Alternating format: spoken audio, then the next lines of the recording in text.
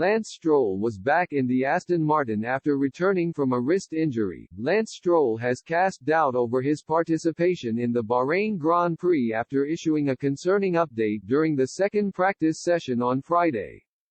The Canadian had returned to the cockpit after undergoing surgery on a broken wrist injury but experienced issues with his hands when he got back behind the wheel. Stroll had suffered injuries to both of his wrists after a cycling accident in preseason training as he geared up for the 2023 season with Aston Martin. Those injuries caused him to miss all 3 days of testing in Bahrain last week, with reserve driver Felipe Drugovich filling in.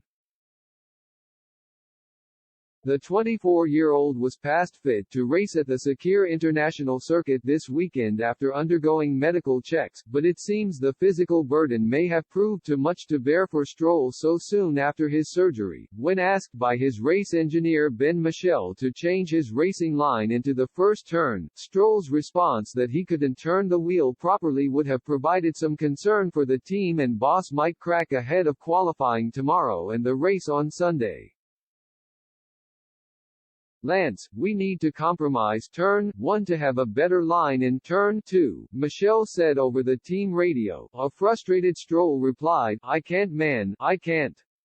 With the hands, indicating he was having difficulty performing the usual steering action at the first right-hand turn. Michel said, yeah, copy that. Perhaps unsurprisingly, Stroll was half a second behind his new teammate Fernando Alonso after posting the 6th fastest lap time in the second practice session. Alonso, 41, stunned Red Bull by leapfrogging Max Verstappen and Sergio Perez to top the session's timings with an impressive lap of 1 minute 30 seconds and 9 milliseconds, putting him 2/10 clear. Sky Sports F1 pundit Anthony Davidson lauded Alonso's achievement, saying, "That's incredible.